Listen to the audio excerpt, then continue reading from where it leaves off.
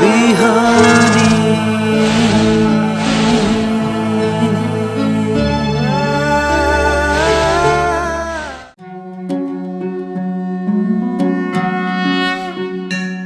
ओम स्वस्ति प्रजाभ्यः परिपालयन्तां न्याय्येन मार्गेण गतं महिषा। गोब्राह्मणेभ्यः शुभमस्तु नित्यं। लोकाः समस्ताः सुखिनो भवन्तु।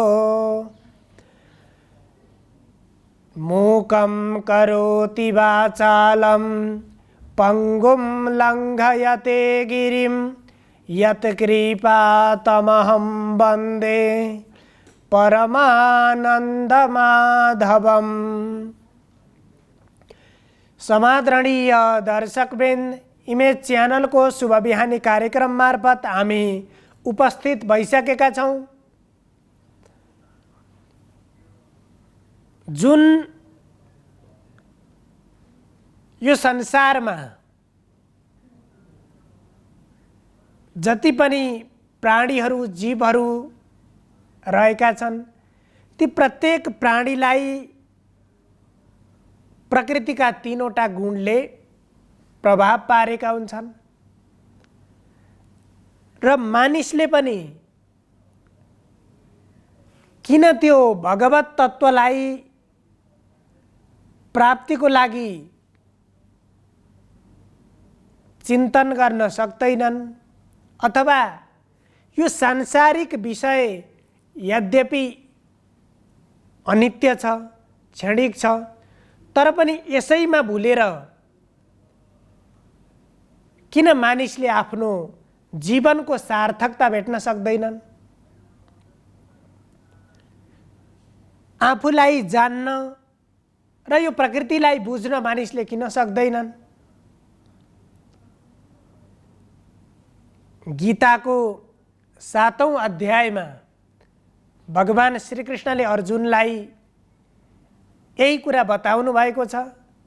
हामी यही सन्दर्भमा आज चर्चा गर्दैछौँ। प्रकृतिका हरेक जीवलाई त्यहाँ भएका गुणले प्रभाव पारेको हुन्छ। जस्तो कि वायु, हावा आफैमा दूषित हुँदैन। हावा आफैमा स्वच्छ हुन्छ, तर जब दूषित पदार्थ, दूषित वस्तुको नजिकमा त्यो हावा गयो भने त्यहाँको त्यो दुर्गन्ध हावामा आएर मिसिन्छ र त्यसपछि हावालाई नै त्यसले वायुलाई नै दूषित बनाइदिन्छ, दुर्गन्धित बनाइदिन्छ। पानी आफैमा पवित्र चीज हो, तर कुनै पनि दूषित चीज त्यो पानीमा मिसियो भने पानीलाई पनि दूषित बनाइदिन्छ। भगवान श्रीकृष्णले आफूलाई पृथ्वीमा भएको सुगन्ध, त्यो पुण्य गन्ध, जहाँ मेरो बास रहेको हुन्छ म रहन्छु, मेरो विद्यमानता हुन्छ भन्नुभयो। यद्यपि पृथ्वीमा सबभन्दा पहिला सुगन्ध मात्रै हुन्छ, तर जब विभिन्न विकारद्वारा त्यो गन्धमा पनि दुर्गन्ध, दूषित पदार्थ मिसिसकेपछि त्यो सुगन्ध पनि दुर्गन्धित बन्छ। यद्यपि ती प्रत्येक वस्तु, प्रत्येक पदार्थ आफैमा निर्मल छन्, आफैमा स्वच्छ छन्, आफैमा सुन्दर छन्, त्यस्तै हरेक प्राणीभित्र रहेको त्यो चेतन स्वरूप, त्यो ज्ञान स्वरूप छ, त्यो आफैमा ज्योति स्वरूप छ, प्रकाश स्वरूप छ, त्यसमा अज्ञानता छैन।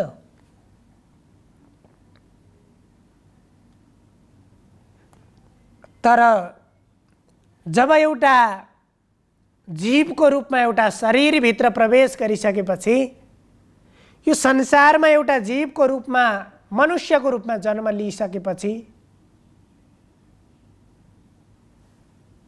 ती प्रकृतिका ती स्वभावले वायुलाई, पृथ्वीलाई, जललाई जसरी प्रभाव पारेको हुन्छ, त्यस्तै गरी मनुष्यलाई पनि, मानिसलाई पनि मान्छेको रूपमा जन्म लिइसकेपछि यो संसारका ती गुणले प्रभाव पार्दछन्।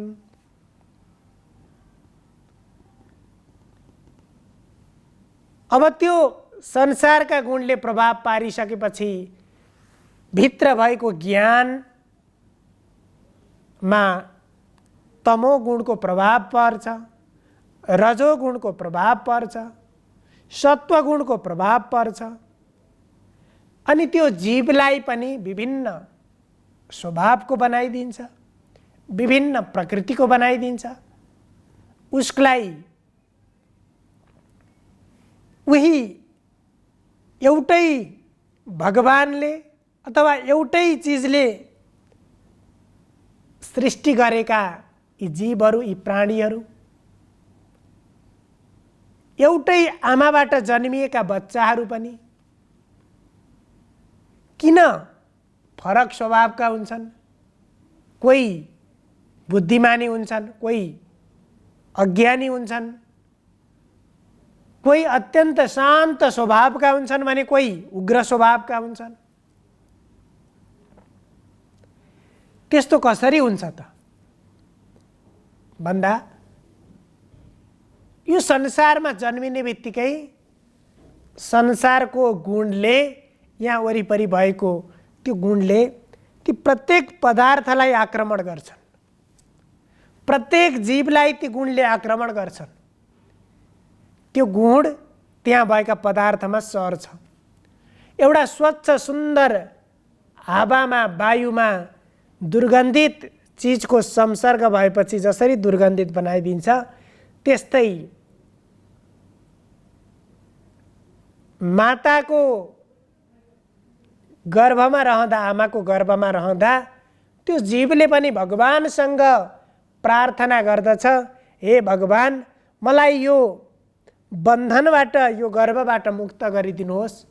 म संसारमा गइसकेपछि कहिल्यै पनि मैले गलत काम गर्दिनँ, मलाई मैले सत्कर्ममा लगाउने छु र मेरो जीवनलाई मुक्तिको मार्गमा लगाउने छु। हजुरकै चिन्तनमा मैले जीवन बिताउने छु। यस प्रकारको प्रार्थना गर्छ, अनुरोध गर्छ। तर जब यो संसारमा जन्मिन्छ त्यो जीव, यो पृथ्वीमा आउँछ, पृथ्वीमा पाउ राख्छ, त्यसपछि यहाँ भएका संसारका ती गुण त्यो जीवमा प्रवेश गर्छन् अनि त्यो जीवलाई पनि सांसारिक बनाइदिन्छन्। त्यसैले यहाँ भगवान श्रीकृष्णले भन्नुहुन्छ, त्रिभिर्गुणमयै भावै रेवि सर्वमिदं जगत।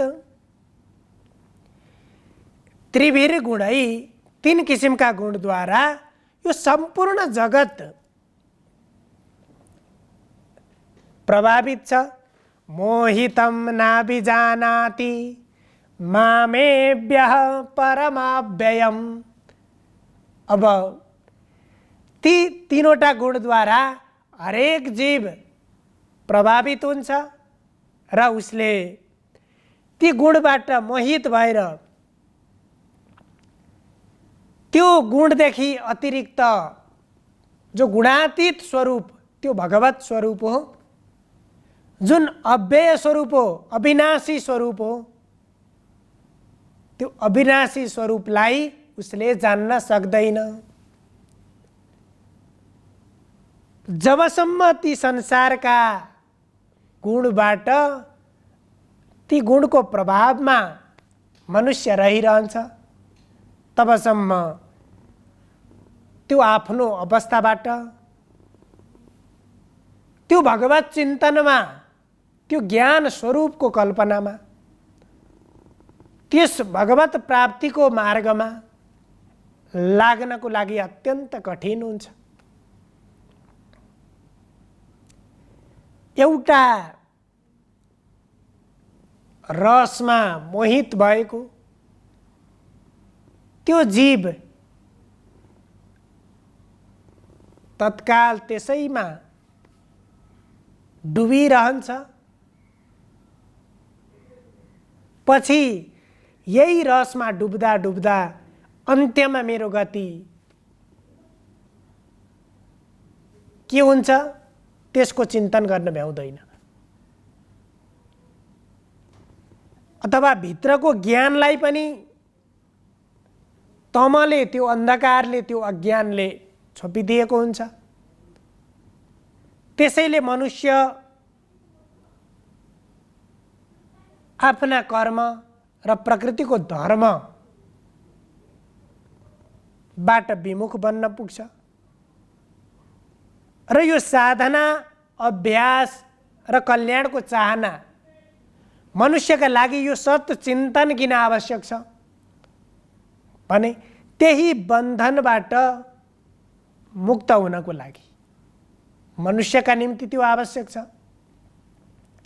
त्यसैले यहाँ भन्नुहुन्छ दैवी हेसा गुणमयी मम माया दुरत्यया मामे भये प्रपद्यन्ते मायामेतां तरन्ति ते। अब ती गुणबाट प्रभावित भएर मनुष्यका दुई किसिमका प्रवृत्ति हुन्छन्। एउटा दैवी प्रवृत्ति, अर्को राक्षसी प्रवृत्ति, आसुरी प्रवृत्ति। अब जो त्यो अज्ञानमा नै रमाइरहन्छ उसको प्रवृत्ति आसुरी प्रवृत्ति हुन्छ। ऊ काम, क्रोध, लोभ, मोह, मद, मात्सर्य यिनैमा नै ऊ डुबुल्की मारिरहन्छ, त्यसैमा रमाइरहन्छ। जसले अरूलाई दुःख दिँदा नै आनन्द सम्झिन्छ, अरूको दुःखमा ऊ खुसी हुन्छ, त्यो प्रवृत्ति आसुरी प्रवृत्ति। अज्ञानको कारणले त्यो प्रवृत्ति हुन्छ। त्यसदेखि अतिरिक्त जो साधकहरू छन्, जो सत्चिन्तकहरू छन्, उनीहरू दैवी प्रवृत्तिका बन्छन्। हामी हरेक मनुष्य दैवी प्रवृत्तिको बन्नु पर्दछ। त्यो अज्ञानबाट मुक्त भएर दैवी प्रवृत्तिको बन्नु पर्दछ र त्यो अज्ञानलाई यहाँ भगवानले माया शब्दको प्रयोग गर्नुभएको छ। माया र प्रेममा त्यही फरक छ। माया र प्रेममा आकाश पातालको फरक छ। माया भनेको जहाँ आसक्तिले गर्दा, अज्ञानताले गर्दा मनुष्य जुन चिजको पछि लागेको हुन्छ, जेमा डुबिराखेको हुन्छ, तर त्यसको गति, अन्त्यमा त्यसको गति भनेको अनिश्चित हुन्छ, त्यसको दुर्गति हुन्छ। त्यो बाटो हो माया। र त्यो मायालाई जसले जितेर प्रेमलाई जसले चिन्दछ, मायालाई जितेर जसले प्रेम गर्दछ, मामे भए प्रपद्यन्ते मायामे अम्मेताम तरन्ति ते। जसले त्यसबाट, त्यस्तो व्यक्तिले यो संसारको भवसागरलाई, यो दुःखबाट पार पाउन सक्छ। जो मायामा डुबिरहन्छ त्यो माया अन्धकार स्वरूप छ, अज्ञान स्वरूप छ। तर मनुष्य त्यही मायामा डुबिरहँदाखेरि त्यो दुःखबाट निवृत्त हुन, दुःखरूपी भवसागरबाट पार पाउन सक्दैन। त्यसकारण भन्नुहुन्छ मामे भए प्रपद्यन्ते मायामेतां तरन्ति ते। अब त्यस्ता व्यक्ति जो सांसारिक अज्ञानबाट त्यो मायाबाट मुक्त हुन सक्छन्, ती व्यक्ति वास्तविक मुक्तात्मा हुन्। तिनले माम प्रपद्यन्ते, तिनले मलाई प्राप्त गर्दछन्, मेरो स्वरूपलाई प्राप्त गर्दछन्, अथवा तिनले आनन्दमय स्वरूपलाई प्राप्त गर्दछन्। तिनीहरू अज्ञानबाट मुक्त हुन्छन्। तर मायामेतां तरन्ति ते, मायालाई, त्यो मायारूपी भवसागरलाई तरेर त्यसबाट पार पाउनका लागि पनि सांसारिक गुणको प्रभावबाट, यद्यपि ती गुणको प्रभाव संसारमा भएका पदार्थमा, संसारका ती गुणको प्रभाव स्वाभाविक रूपमा हुन्छ, तर ती प्रभावमा त्यसैमा बेरिएर त्यसैमा बन्धनयुक्त बनेर यदि हामीले जीवन व्यतीत गर्यौं, हाम्रो जीवन बितायौं भने अन्त्यमा जीवनको सद्गति प्राप्त हुँदैन। जीवनले मोक्षको मार्ग, मुक्तिको मार्ग प्राप्त गर्न सक्दैन र जीवनभर आफूले गरेका हर कर्मले मुक्तिमा लैजाने होइन, मोक्ष प्राप्त गराउने होइन, जीवनको पुरुषार्थ प्राप्तिमा लैजाने होइन। हरेक मनुष्यलाई त्यही बन्धनको डोरीभित्र, त्यही बन्धनको जालभित्र, त्यही मायाको पर्दाभित्र मनुष्यलाई राखिरहन्छन्। बाहिरको प्रकाश, बाहिरको उज्यालो संसार कस्तो छ त्यो जीवले कहिल्यै अनुभव गर्न पाउँदैन। त्यसो भएर हरेक मनुष्यले यो कुरालाई बुझ्नुपर्छ र संसारका यी गुणलाई बुझ्नुपर्छ र ती गुणबाट आफूलाई कसरी निष्प्रभावी बनाउने र त्यसको निमित्त कस्ता कर्म गर्ने र जसले गर्दाखेरि आफूलाई त्यो अज्ञानबाट, आलस्यबाट, दुःखबाट, यी तीनवटा चिज, दुःखका स्रोत र तमोगुणका स्रोत भनेका यी तीनवटा हुन्। प्रमादालस्य निद्राविष तन्निवारयति भारत। प्रमाद, आलस्य, निद्रा यी दुःखका कारण, दुःखका कारक तत्व हुन् जो तमोगुणको कारणले यिनको उत्पत्ति हुन्छ। त्यसो भएर ती गुणबाट आफूलाई मुक्त गर्न, आफूलाई ती गुणबाट अलग राख्न र आफ्ना हरेक व्यवहारहरू दुःखरहित व्यवहार गर्न, दुःखरहित कर्म गर्न। मैले गरेका कर्मबाट भोलि सुख प्राप्त होस्, आनन्द प्राप्ति होस्, कि मैले आज गरेको कर्मबाट म आफैले दुःखको सागरमा फेरि म पुग्न नपरोस् भनेर मनुष्यले यो कुरालाई बोध गरेर प्रकृति र प्रकृतिका गुणको संसारका जीवमाथि प्रभाव कसरी पर्छ र त्यसले ज्ञानयुक्त, चेतनयुक्त एउटा जीवलाई पनि कसरी अचेतन जस्तो अज्ञानी बनाइदिन्छन् भन्ने बारेमा बोध गरेर हरेक मनुष्यले यो कुरालाई बुझेर व्यवहार र कर्म गर्नुपर्छ।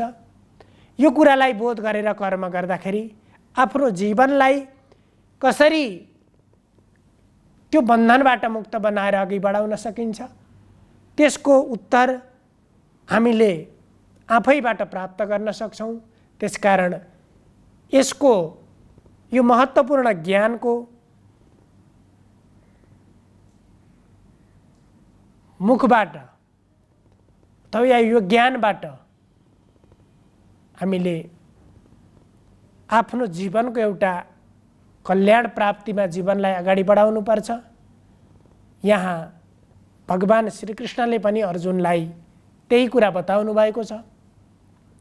सर्वे भवन्तु सुखिनः सर्वे सन्तु निरामया सर्वे भद्राणि पश्यन्तु मा कश्चित् दुःखभाग् भवेत्।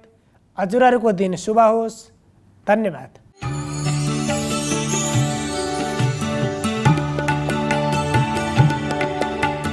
नमस्कार, तपाईको आजमा स्वागत छ। म ज्योतिष आचार्य नारायण प्रसाद भण्डारी सधैँ झैँ दैनिक पञ्चाङ्ग र राशिफलको साथमा उपस्थित भइसकेको छु। सुरु गरौँ आजको पञ्चाङ्गबाट।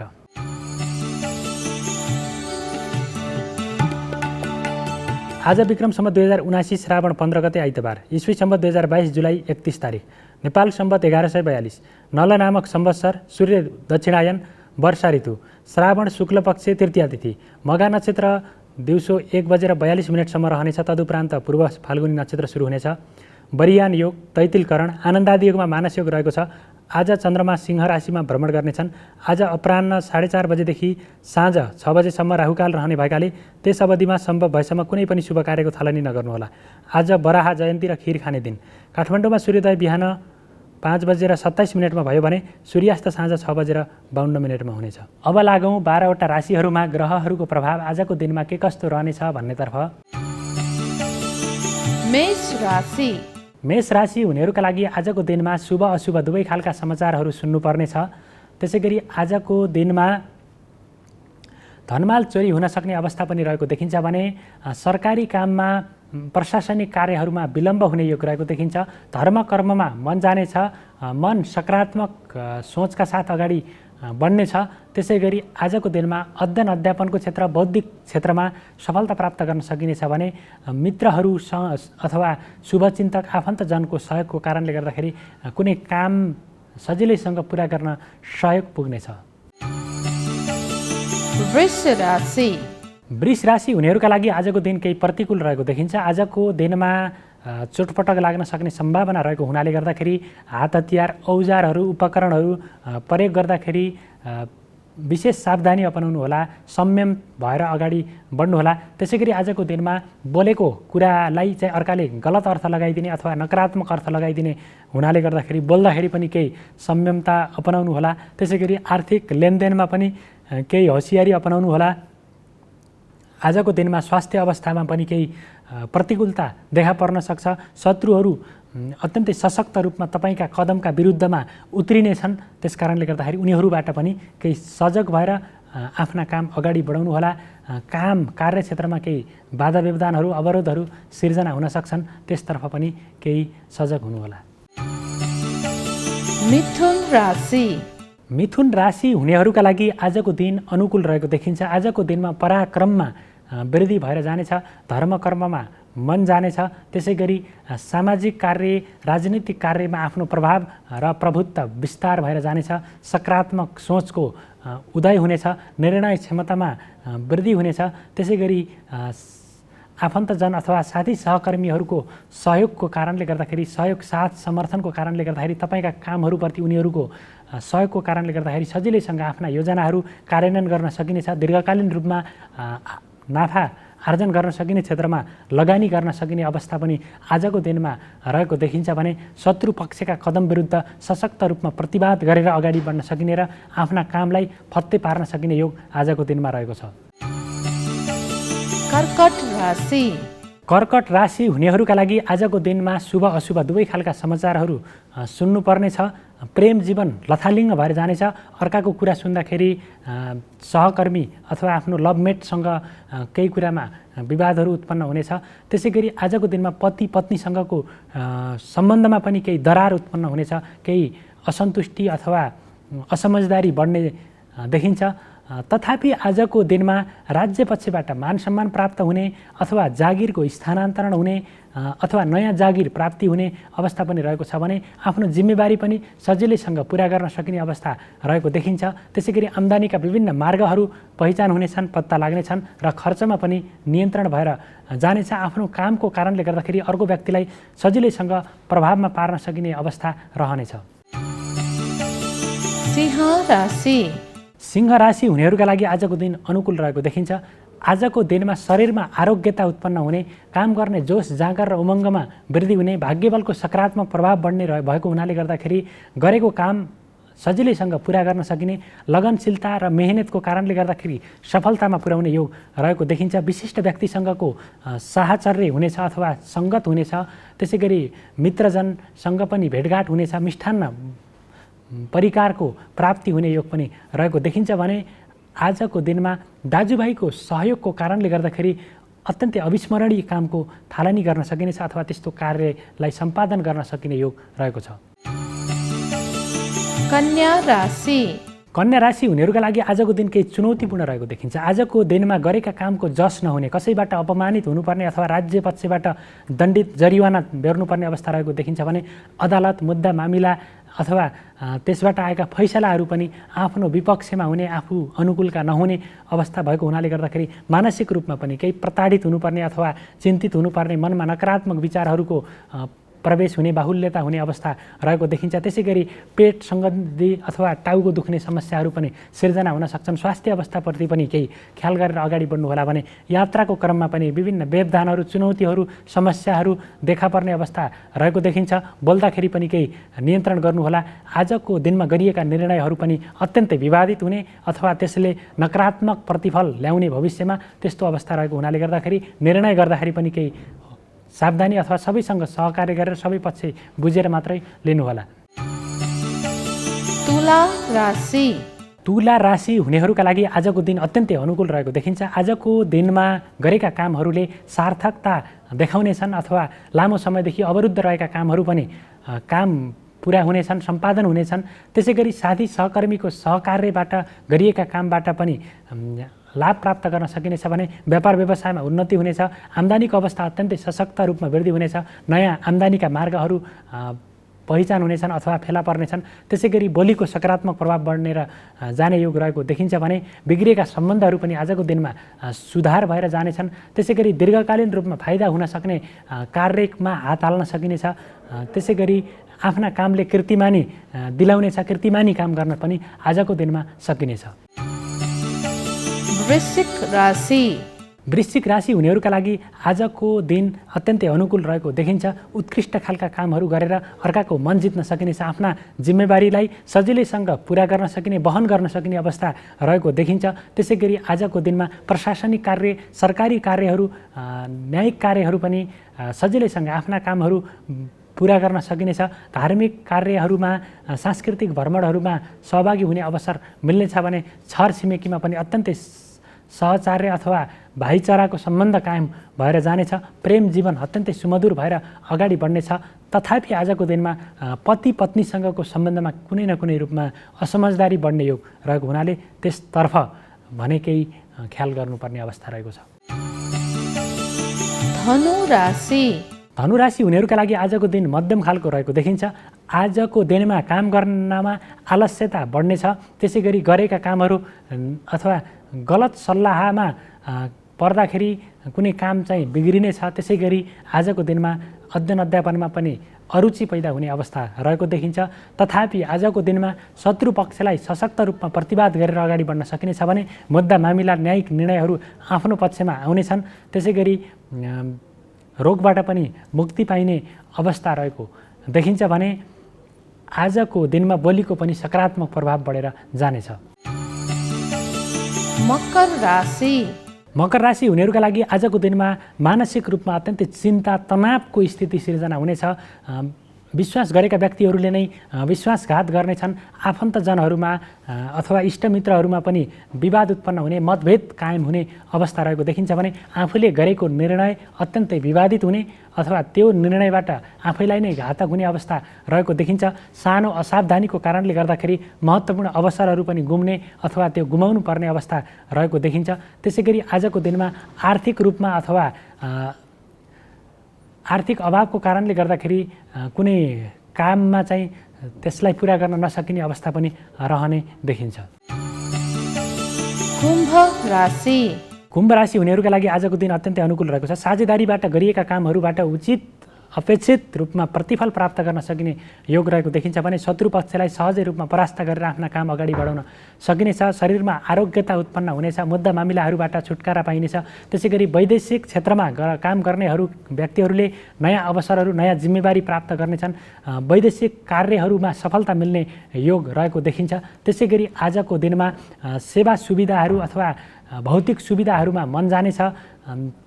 त्यसै गरी आजको दिनमा राम रमाइलो अथवा विभिन्न खालका मनोरञ्जनात्मक गतिविधिमा पनि सहभागी हुने अवसर जोड्नेछ। मीन राशि हुनेहरूका लागि आजको दिनमा शरीरमा आरोग्यता उत्पन्न हुनेछ। गरेका कामहरूमा सकारात्मक रूपमा त्यसको प्रतिफल प्राप्त गर्न सकिने अवस्था रहेको छ भने आम्दानीका विभिन्न मार्गहरू, स्रोतहरू पहिचान भएर जानेछन्। दाजुभाइसँगको सम्बन्धमा व्यापक रूपमा सुधार हुनेछ। बिग्रिएका सम्बन्धहरू पनि सुधार भएर जानेछन्। विशिष्ट व्यक्तिसँगको सम्बन्ध विस्तार हुनेछ, जसको कारणले गर्दाखेरि दीर्घकालीन रूपमा पनि फाइदा प्राप्त गर्न सकिनेछ। प्रतीक्षित नतिजाले उत्साह दिलाउनेछ। निर्णय क्षमतामा वृद्धि हुनेछ। त्यसै गरी व्यापार व्यवसायमा पनि सोचेअनुसारको प्रगति अथवा लाभ हासिल गर्न सकिने योग आजको दिनमा रहेको छ। यो त थियो तपाईको आज अन्तर्गत रहेर 12वटा राशिहरूमा ग्रहहरूको प्रभाव आजको दिनमा के कस्तो रहनेछ भन्ने बारेमा संक्षिप्त जानकारी प्रस्तुत गऱ्यौँ र राशिफलमा बताइएको फललाई प्राप्त गर्नको लागि हाम्रो कर्मको पनि उत्तिकै भूमिका रहने भएको हुनाले गर्दाखेरि जहिले पनि सकारात्मक कर्म, सकारात्मक सोच र कर्मप्रति कटिबद्ध भएर अगाडि बढ्नुभयो भने राशिफलमा देखाइएको नकारात्मक फलमा पनि न्यूनीकरण आउने र सकारात्मक फल अझ घनीभूत रूपमा प्राप्त हुने अवस्था पनि रहनेछ। र यति भन्दै तपाईहरूको सबैको दिन मङ्गलमय रहोस्। म पनि बिदा हुन्छु। नमस्कार।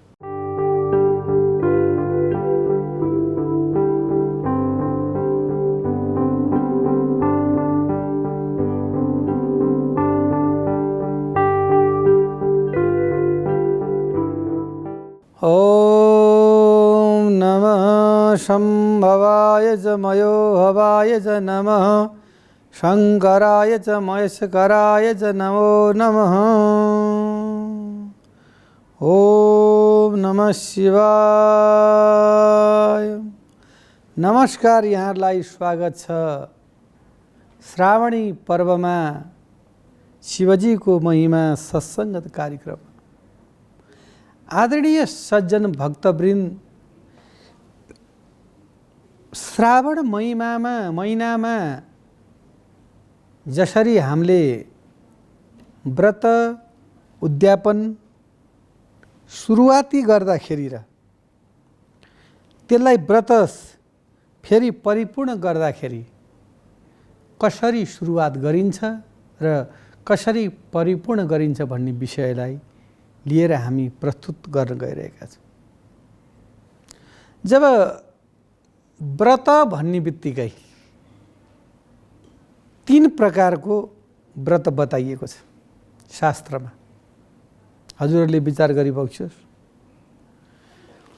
व्रत भनेको निराहार व्रत 1 नम्बरमा, केही पनि नखाइकन, जल पनि नखाने, अन्न पनि नखाने, फल पनि नखाने, त्यो भनेको निराहार। त्यो निराहार व्रत बस्नाले हजुरको चाहिँ नि 100मा 100% नै त्यसको तत्त्व जति पाउने पुण्य हो त्यो हजुरले चाहिँ नि पाइबक्स्नुहुन्छ 1 नम्बरमा। दोस्रो नम्बरमा गएर जलहार, जल चाहिँ लिने, केवल जल पान गर्ने, अरू चिजलाई नलिने, त्यो चाहिँ नि उत्तम मध्यम कोटिको व्रत माने। त्यसलाई हजुरको 50% ऐको निराहार 100% थियो, अहिले 50% फल प्राप्त गर्दछ। अब फलाहार भन्ने बित्तिकै मकैको पिठोमा नि पर्दछ,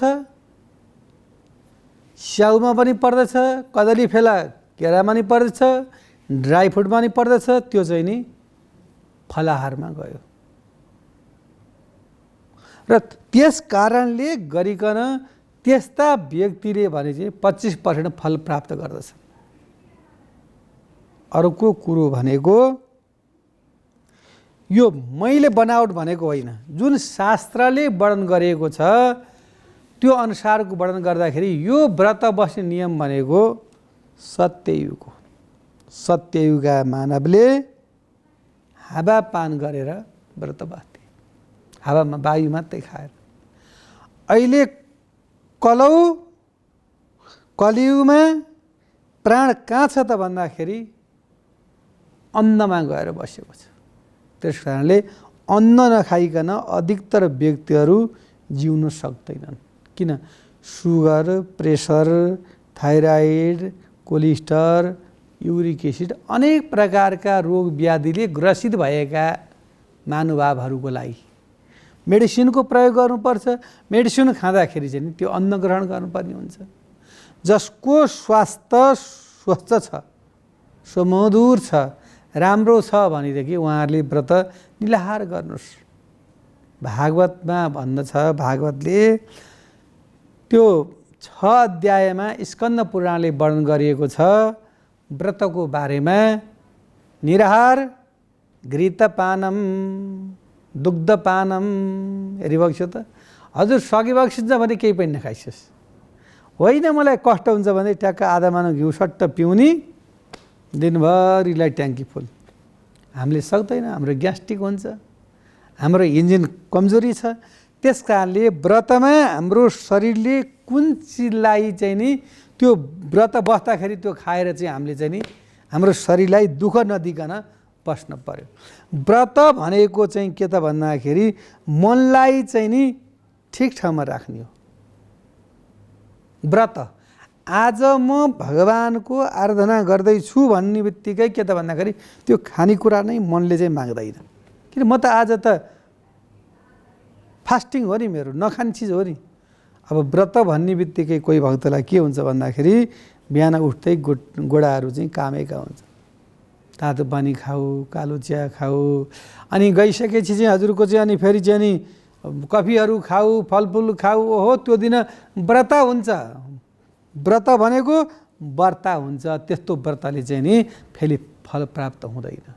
अब हामी यो विषयलाई छोडेर हामी कहाँ जाँदैछौँ भन्दाखेरि हामीले 3टा व्रतको विषय बुझ्यौँ। सत्य, त्रेता, द्वापरका मनुष्यले बसेका व्रतहरू कलियुगमा तिनै शास्त्र वर्णन गरिन्छ भने त्यो ठ्याक्कै फोटोकपी बस्नुपर्छ भन्ने मान्यता शास्त्रको छैन। तिम्रो शरीरले कस्तो सक्दछ त्यस्तै प्रकारको उपासना गर न। तिम्रो मन सफा हुनु पर्यो नि। कायिक, वाचिक, मानसिक, ज्ञाता, पर्सा अनेक प्रकारका दोषहरूलाई कटाएर शुद्धिकरण हुनु र यो मन चाहिँ परमात्मा लिएर गएर लाउनु नै भगवानको चाहिँ व्रत हो। यो दिन आज मैले झुटो कुरा बोल्नुहुन्न। मैले बिहान चाँडै उठ्नुपर्छ, स्नान गर्नुपर्छ, सत्यता गर्नुपर्छ, मन्दिर जानुपर्छ। एउटा ऊर्जा शक्ति आउँछ। त्यो ऊर्जा शक्तिलाई ल्याउने नै धारणा गर्नु नै व्रत हो। अब कसरी व्रत बस्ने भनिहाल्यो। बिहान चाँडै उठ्ने। सकेसम्म शास्त्रले के भन्छ? तडागे, नदीमा गएर स्नान गर्ने, ठुलो सरोवरमा गएर स्नान गर्ने। उपलब्ध छैन, कलिकालमा गाह्रै छ नि हाम्रो सहरमा। त्यस कारणले हाम्रो इनारतिर अब हाम्रो बाथरुमै हुन्छ कि। अब यहाँ एउटा सानो कुरो आयो फेरि, स्नान गृह भनेको अलग हुनुपर्छ। सम्भव छैन एउटा घरमा एक फ्ल्याटले चलाउनु पर्छ, त्यो मलाई पनि थाहा छ। तर शास्त्र अनुसारले के भन्छ भन्दाखेरि जुन स्थानमा हामी टोयलेट बस्दछौँ त्यो कोठामा नुहाएको शुद्धकरण हुँदैन। किन पहिलाका ऋषिमुनिहरूले पहाडका गृहस्थीहरूले घरभन्दा तल्लो पाटामा ऊ बेलाको शब्दमा चर्पी त्यस्तो युज हुन्थ्यो। अहिले टोयलेट भन्छन् मान्छेहरूले, रेस्ट रुम भन्छन्, बाथरुम भन्छन्, अनेक प्रकारको नाम राखेका छन्। त्यस कारणले त्यो चाहिँ नि कीटाणुहरूले चाहिँ हामीलाई चाहिँ नि आक्रमण नगरोस् र त्यो चाहिँ नि स्थान टाढा होस् र स्नान गृह चाहिँ अलगै हुनुपर्छ। स्नान गर्दा जौ, तिस, तिल, कुश मिलाएर स्नान गर्नुपर्छ, किन टोयलेटमा त्यो प्रयोग गर्नु मिल्दैन। यसरी अब नदी, तडाग, समुद्र, खोल्साहरू, इनारमा नसके घरकै स्नान रुममा स्नान गर्दाखेरि के गर्नु पर्यो भन्दाखेरि एउटा अर्को कुरो के छ त भन्दाखेरि व्यक्तिहरूको यस्तो प्रकारको पनि सोचाइ र भावना हुँदो रहेछ कि म स्नान गृहमा एक्लै छु, कसैले देख्दैन भनेर सम्पूर्ण वस्त्र खोलेर नुहाउने त्यो कहिल्यै पनि गर्नुहुन्न। वरुण देवताको अपमान हुन्छ। नग्न स्नान गर्नु भनेको साह्रै नराम्रो, यो पनि जानिराखौँ। कतिको यस्तो ह्याबिट हुन्छ कि एक्लै भइसकेपछि कसले देख्छ र के हुन्छ र, होइन। हावा, सूर्यको तेज, पानी, वायुले हाम्रा सम्पूर्ण चिजहरू चाहिँ नि क्याच गरिराख्नु भएको हुन्छ। आज गोपिनी यही सोचिबक्स्यो न, गोपिनीहरूको सारी किन भगवानले हरण गर्नुभयो त? जमुना नदीमा गोपिनीहरूले नग्न स्नान गरेका थिए। त्यस कारणले हामीले कहिल्यै पनि नग्न स्नान चाहिँ नि गर्नुहुन्न। यो पनि विचार गर्नु पर्यो, पोइन्टेड विषय हो। एउटा वस्त्र लगाएर स्नान गर्ने। र अर्को कुरो के छ भन्दा नि जुन स्नान गर्दाखेरि पुरुषहरूले चाहिँ नि गन्जीहरू लगाएका हुन्छन्, आमाहरूले चोलोहरू के लाउनु भन्छ, ओ त्यसले चाहिँ नि पुस्ने चलन पनि छ। त्यो सबभन्दा नराम्रो बानी हो।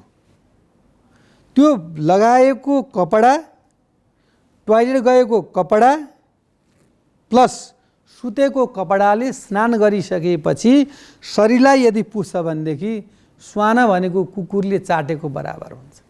हुन त अब अहिले कुकुर मान्छे साथमा लिएर सुत्छन्, कुकुरलाई मै खान्छन्, त्यो आफ्नो ठाउँमा छ। यो हामी शास्त्रीय प्रवचन गर्दैछौँ।